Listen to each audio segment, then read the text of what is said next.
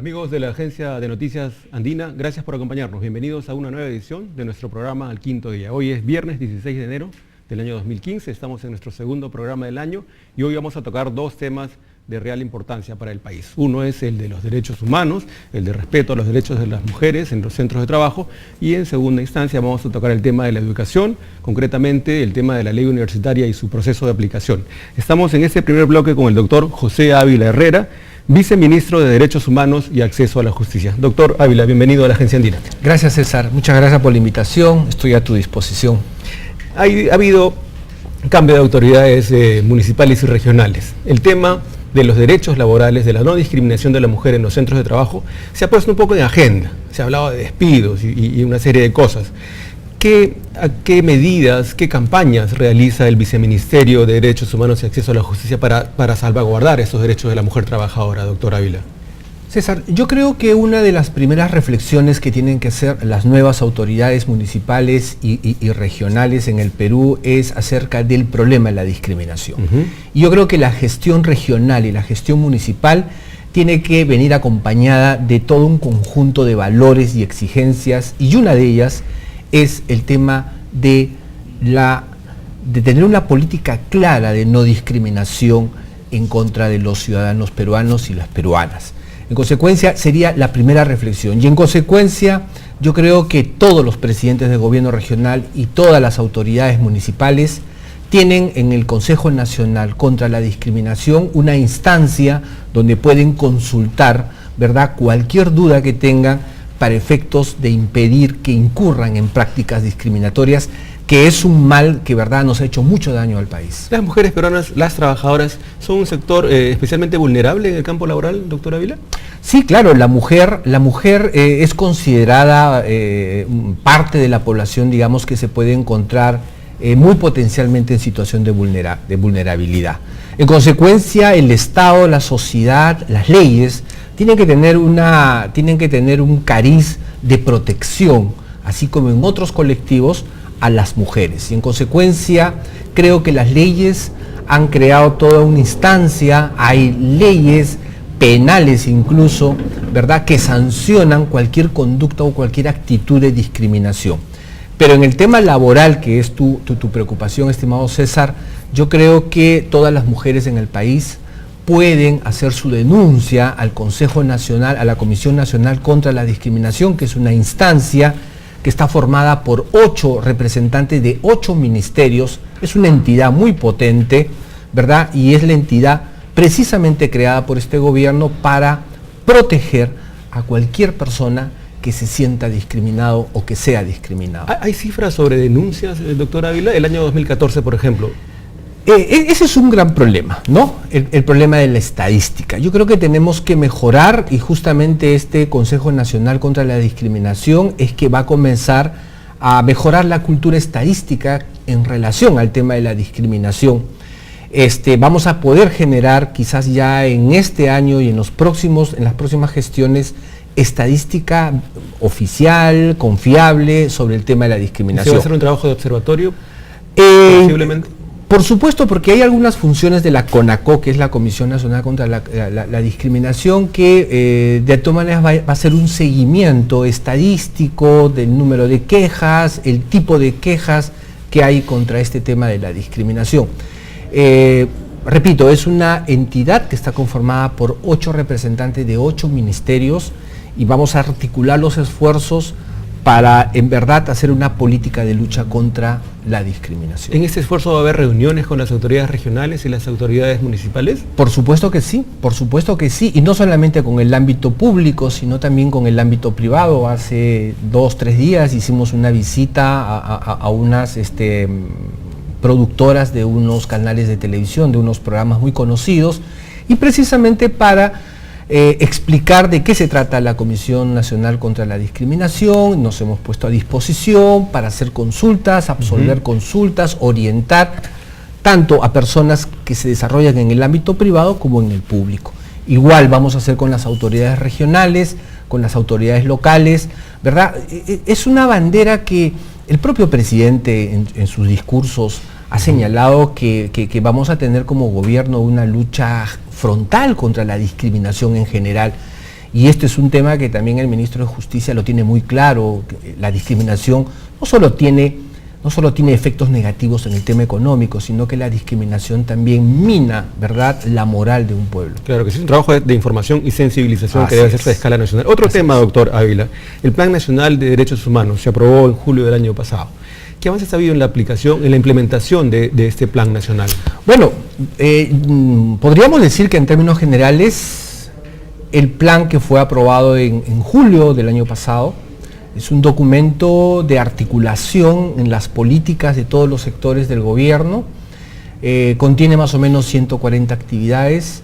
Hoy podemos decir que ya aproximadamente tenemos 20 a 25 ya actividades o responsabilidades que diferentes sectores del Poder Ejecutivo han cumplido. Por ejemplo, hace poco el Ministerio de Agricultura ha adoptado 2 decisiones importantes. El Ministerio de Trabajo, el Ministerio de la Mujer han tomado decisiones que tienen que ver sobre derechos humanos y que están dentro del Plan Nacional de Derechos Humanos. El Ministerio de Trabajo aprobó la política de lactarios, el Ministerio de Transportes y Comunicaciones ha aprobado la política para evitar la disminución del número de accidentes de tránsito, que es una política que se llama Cambiemos de Actitud. Es decir, todos los sectores del Poder Ejecutivo están adoptando decisiones, que esas decisiones están previstas en el Plan Nacional de Derechos Humanos y nosotros estamos, digamos, muy contentos con el avance de este plan. Claro, es interesante tocar el tema de derechos humanos y a la vez reflexionar en el sentido de que el tema de los derechos humanos es un asunto de tanto tiempo ya y necesitamos todavía de un plan nacional para poder, poner en práctica estos derechos y hacerlos respetar, ¿no? César, sí, totalmente de acuerdo. Lo que en el Ministerio de Justicia, en el permanente diálogo que tenemos con el ministro, es que el tema de los derechos humanos hay que verlos con una mirada de futuro, ¿no? Es decir, adoptar acciones que tengan un carácter de prevención para que no se repita lo que se dio en la década del 80 y el 90 y el 2000. Y eso es el Plan Nacional de Derechos Humanos, es trabajar con vocación de prevención, ¿verdad? Adoptar acciones de prevención para que los ciudadanos se vean favorecidos con las acciones que generan las políticas públicas, ¿no? Las decisiones de los ministerios. Y que son pero además... también, perdóname César, pero también es importante no olvidar lo que nos pasó. Y creo que este gobierno, en verdad, en materia de un enfoque de reparación, ha hecho importantes contribuciones, ha cumplido, ha honrado su compromiso. Son más o menos cerca de 500 millones de soles, 250 millones de soles en materia de reparaciones individuales, 250 millones en reparaciones colectivas para las comunidades que fueron afectadas por la violencia. Es decir, no quiero hacer comparaciones con otras gestiones, pero en este gobierno se ha invertido un poco más de 500 millones de soles, son algo de 180 millones de dólares en reparaciones colectivas, en reparaciones individuales, y creo que nos hace un gobierno responsable, nos hace un gobierno de honor, porque hemos cumplido con esa parte de la historia de tanta violación. Aun cuando cualquier cifra, doctor Ávila, resulta insuficiente cuando hablamos que lo que se ha perdido son vidas humanas, ¿no? Por supuesto que sí. En este campo se ha aprobado una cesión de terrenos en estos días para las víctimas de la violencia. ¿Qué información puntual tiene al respecto? En esa mirada que tenemos de reparar todo lo que pasó en este periodo de 20 años de la violencia 80-2000, efectivamente hubieron muchos ciudadanos que fueron víctimas de la violencia política, fundamentalmente por parte de Sendero Luminoso y también del MRTA. Y en un acuerdo de solución amistosa, porque más o menos 500 personas, o un poco menos, algo de 486 personas, que fueron víctimas de los abusos de Sendero Luminoso, ¿verdad? Y de todos estos movimientos mesiánicos, fueron a la Comisión Interamericana, ¿verdad? Y tuvieron un apoyo de la Comisión Interamericana, y el Estado peruano buscó un acuerdo amistoso con todas estas personas, y como parte de ese acuerdo amistoso es que el Estado se comprometió a reparar. Y en este caso las reparaciones, entre otro tipo de reparaciones, consistió en la reparación de reconocerles un terreno para que ellos puedan, digamos, construir su vivienda. Esto tiene 9, 10 años, pero en este gobierno hemos impulsado, hemos cumplido con esta responsabilidad, y el día de ayer el ministro de Justicia ha firmado la resolución ministerial que transfiere estos terrenos a estos beneficiarios que fueron afectados por la violencia política. Entonces, no solamente son reparaciones económicas, también se está dando reparaciones colectivas. Estamos cumpliendo estos acuerdos, pero en esta gestión vamos a tratar de darle un giro muy importante al tema de las reparaciones. Vamos a trabajar mucho en reparaciones de vivienda, reparaciones de salud y en reparaciones de educación. Claro, es toda una política de reparaciones. Bien, un importante trabajo, doctora Ávila. Ojalá que esto haya resultados concretos, seguramente que sí. Bien, doctora Ávila, tenemos que pasar a nuestro siguiente bloque. Le agradecemos por su visita. Despídase, por favor, de los amigos. No, encantado, César, muchas gracias, y solamente ratificar el compromiso de este gobierno, que en política de derechos humanos hay una nueva visión de los derechos humanos, porque nosotros creemos que una gestión con respeto a derechos humanos es una gestión ética. Eso es lo que podemos decirle a nuestros seguidores. Amigos de Andina, hemos conversado con el doctor José Ávila Herrera, viceministro de Derechos Humanos y Acceso a la Justicia. Regresamos en el siguiente bloque con el congresista Daniel Mora.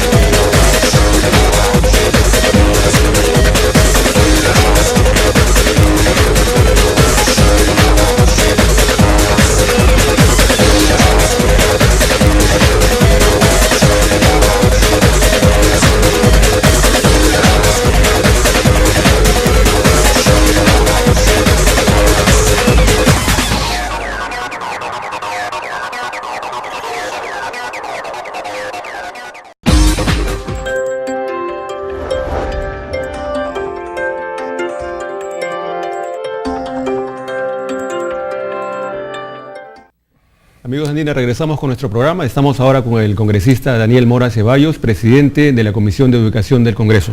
Congresista Mora, usted ha expresado su preocupación por los avances o por digamos, las demoras en la aplicación de la ley universitaria. Se aprobó en julio del año pasado. ¿Qué es lo que ha ocurrido? Pónganos en contexto, por favor, de julio a la fecha. La ley entró en vigencia el 10 de julio del año pasado. La ley decía claramente que a la entrada en vigencia de la ley cesaban todas las asambleas universitarias, se prohibía el nombramiento, contratación, cambios de personal. El profesor más antiguo, principal, asumía el rol para conformar la comisión estatutaria, se nombraba la asamblea universitaria y ahí comenzaban a elaborar el nuevo estatuto respetando su autonomía. El nuevo estatuto debía señalar el cronograma de elecciones y luego nombrarse una comisión electoral para la elección de las nuevas autoridades. Todo esto no se ha cumplido en forma total. Muy pocas universidades han cumplido. Hay resistencia de las universidades a cumplir la ley. Ejemplo, San Marcos. El rector Pedro Cotillo dice que no quiere cumplir la ley. Debía estar preso por desacato a la ley. Igual el rector de la Villarreal, el rector, dice pues que ha sacado su estatuto, pero el estatuto dice que a partir del 2019 se va a cumplir la ley. Entonces hemos pensado, yo creo, de que de nada valió tanta lucha por sacar esta ley, que ustedes saben cómo ha sido. Hemos, menos mal, obtenido el respaldo del Ejecutivo, del presidente, para sacar esta ley. Y después de todo este esfuerzo, que no se cumpla la ley, que no se implemente la ley, es todo un reto. Y creo de que acá están las grandes debilidades. El sector de educación no ha cumplido con su rol de ser el ente rector de todo el sistema universitario, y la Superintendencia Nacional de Educación Superior, que es el alma del sistema, porque si hay alguna particularidad en este sistema es que se cambia el modelo de autorregulación, de autonomía total, por un sistema de supervisión. Del superintendencia. ¿Qué cosa debía haber hecho, por ejemplo, la superintendencia ya? Si está viendo la calidad la superintendencia. Las universidades que están funcionando en chifas, las que están funcionando dentro de mercados, una facultad que usted nomás se va acá al Centro Comercial San Lázaro de los Olivos y verá usted una facultad de medicina que funciona dentro del local comercial al costado de un casino de juegos. De eso ya debía haber tomado precisiones y decir, tienen tal plazo para abandonar, 1 año, ya denle un plazo 1 año. Pero la superintendencia entró a funcionar recién, hace pocos días. Pero imagínense, después de 6 meses. Pero ese era el plazo establecido. No, el plazo establecido era 90 días. ¿Y qué pasa? Es una demora que yo no quiero decir que hay otras entidades universitarias que están presionando al Ejecutivo. No quiero decir que están las universidades privadas. ¿Por qué? Porque hay cosas que hay que cumplir. Por lo menos en marzo de este año debía comenzar toda la aplicación de la ley. Y le estamos dando plazos innecesarios a universidades que no cumplen los mínimos requisitos. Vaya usted a visitar, yo lo llevo a visitar universidades que un colegio primario público es mejor que esas universidades, que no tienen ni profesores, que funcionan en gallineros. ¿Eso va a ser universidad? No, claro. De tanto nos ha costado a nosotros sacar esta ley. Todos tenemos juicios, no hemos cedido a las presiones de ninguna entidad. Nos ha costado sacar a la ANR, ya no existe más la ANR. Pero formaron su asociación de universidades. Pueden formar su asociación que quieran, es un club de amigos. Uno puede formar su asociación, la ley también contempla que pueden formar su asociación. Y la asociación es un aspecto social, cultural, académico. Y hay 3 asociaciones. Hay una asociación que ha sido la ASUD, que dicen que la representa, que no creo, porque hay otra asociación que se ha formado de 53 universidades, a cual creemos, pero rápidamente se han encaramado al Consejo Nacional de la Magistratura. Ya el señor Orlando Velázquez, ahora es miembro del Consejo. Imagínense esa calidad de personas que vamos a tener, que va a cambiar jueces, sancionar jueces, fiscales, cambiarlo de colocación, tomarles exámenes. Esa gente. Entonces, muy fácilmente nos podemos burlar de la ley acá en el Perú, y por eso que las instituciones no funcionan. Yo pido que la superintendencia y el Ministerio de Educación, que ya ha hablado con el ministro, asuman su rol rector. Ayer hubo una visita, ¿no? O asumen esa autoridad que deben tener, porque una ley que no se cumple se desprestigia. Claro, claro que sí. Entonces acá todo el mundo está viendo un hueco, como no hay esa energía para aplicarla, entonces no puede decir el ministro que no hay superintendentes. Yo de seguro le pongo 10.000 que quieren ser superintendentes. Ayer hubo una visita al local de la superintendencia. Ayer hubo una visita y ha sido un desastre. ¿Qué hallazgos ha habido? Porque simplemente el superintendente se limitó a decir que había reconocido tantos títulos profesionales. Esa es la parte más fácil. Yo no voy a nombrar un superintendente para que acredite títulos, y eso podría haberlo hecho el Ministerio de Educación, y decir como logro que ha puesto un toldo. Es decir, hemos nombrado un encargado de la superintendencia que es un adefesio, que no sabe nada de lo que es el sistema universitario, y cree que la parte más importante de la superintendencia es solamente tener un kiosquito bien arreglado, confirmar los títulos que dan a las universidades, y es su función. La función es calidad. calidad. No podríamos otorgar el beneficio de la duda, está recién comenzando sus labores en la El superintendencia. beneficio de la duda se da cuando yo nombro una persona competente que conozca el tema. Pero si nombro una persona que es un abogado, puede ser un buen abogado, pero no conoce el sistema universitario, ni siquiera el público. Entonces vemos que en todas las universidades te está creando tremendo desorden interno, porque no hay quien ponga los parámetros. Nos llaman a nosotros a cada rato, tratamos de dar solución en la parte legislativa, pero en la parte de los hechos no se puede, no es posible que, por ejemplo, el rector de la Universidad Pedro Ruiz Gallo cierre la universidad para que no haya elecciones. ¿Quién debe intervenir? El ministerio dice, yo no puedo intervenir, ¿tiene temor? Nosotros no hemos tenido temor siendo congresistas y que nos han enjuiciado. Bueno, pero una cosa es legislar y otra es aplicar. Habría que reconocer también esa Fíjese, diferencia, ¿no? solamente que usted meta presos a tres rectores se acabó y todo el mundo se alinea. Desgraciadamente así en nuestro país. ¿Y usted creen que quiere seguir en la universidad como rector porque la universidad es pobre? No. Hay muchos recursos en juego, ¿no? Hay mucha plata. Sí, eso ¿Cuánto sí es gana cierto. el rector de la Universidad Pedro Ruiz Gallo, que es pública? La información que tengo, más de 200.000 soles mensuales. ¿Mensuales? Un rector de una universidad pública. Y pregunte cuánto gana el rector de la San Marcos. ¿Por qué no quiere irse? ¿Cuánto gana? La información que tengo es cerca de 80.000 soles mensuales. Mensuales. Con bonos y Solamente todo. por concurso de admisión le pagan 8.000 soles mensuales más. Entonces, no es el amor a que yo, si me voy, la universidad no va a progresar, si la universidad está un desastre hace 50 años. Entonces es el amor. Si yo me voy, la universidad se va al traste. Imposible. Ellos quieren seguir con la mamadera, nada más. Si estas dificultades se han encontrado con las universidades, congresista Mora, ¿qué es lo que se va a encontrar cuando se empiece a legislar sobre institutos superiores? Eso sí es un Los institutos papa caliente. es más fácil. ¿Seguro? ¿Por qué? Porque no se ha enquistado. ¿Por qué? Porque los institutos han estado desamparados. Entonces los institutos solamente le pagaban planillas para profesores, no le daban ni para insumos, ni para su maquinaria, ni para nada. En este panorama han surgido los institutos privados con mejor perspectiva que las universidades. Algunos. Algunos. Y evidentemente también tiene que haber un proceso de calidad. Pero ¿cuál es la diferencia? La universidad es una universidad que nació totalmente autorregulada. Ellos se regulaban y por eso han hecho lo que les da la gana. No han sabido manejar su autorregulación.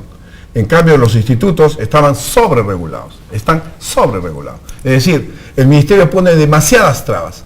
Nosotros en la nueva ley estamos quitando todas esas trabas. Pero hay institutos por todos lados. Institutos por todos lados y también tendrán que racionalizarse. ¿Cuántos hay en el país aproximadamente? Cerca de 1.800 y tantos institutos, comparados con las universidades que son 150. ¿no? Entonces no, es una diferencia notoria. Pero en cuanto... lo otro la ley es novedosa porque tenemos institutos técnicos. Nunca ha habido institutos tecnológicos en el Perú, y eso que decían los oyentes. Nunca ha habido un instituto tecnológico. Ni Recién creamos los institutos, las escuelas tecnológicas. Van a haber institutos técnicos y escuelas tecnológicas. ¿Qué van a hacer las escuelas tecnológicas? Van a dar carreras fundamentalmente de ingenierías, de tecnologías. Esas van a durar 4 o 5 años. Van a dar título igual que la universidad. Es un gran avance. Escuelas tecnológicas, escuelas pedagógicas y escuelas de arte. Esas van a tener título universitario, van a poder tener bachiller, licenciatura. Y evitamos un tremendo problema. Va a haber la movilidad estudiantil, la mejora continua de la educación y el ciudadano que tiene todo el derecho de querer perfeccionarse durante toda su vida. Es decir, el que está en un instituto técnico puede pasar y van a ser todos por créditos. Todos los institutos de escuela van a estar regidas por créditos educativos, igual que la universidad. Claro. Entonces va a permitir la transitabilidad o la movilidad estudiantil de un instituto técnico a un instituto tecnológico, a una escuela, O a a una su universidad, a su o equivalente. viceversa. Y esto creo que es un adelanto importante. También vamos a... No hay ¿Saldrá escuelas este año? tecnológicas. ¿Saldrá este año la ley? De todas maneras no ha salido porque simplemente hubo todos estos problemas coyunturales de la legislatura, pero nosotros tenemos ya el proyecto. Segundo aprobado. round entonces, segundo round, congresista. Segundo round, pero ojalá que este round termine, el de las universidades, para comenzar bien el segundo round. Lo invitamos cuando tenga avances en cuanto a los institutos para seguir conversando del tema. Por supuesto que sí, con todo gusto. Claro que sí, amigos de Andina, hemos conversado con el congresista Daniel Mora Ceballos, presidente de la Comisión de Educación del Congreso. Con nosotros será hasta la siguiente semana, los invitamos a continuar con la programación de la Agencia Andina.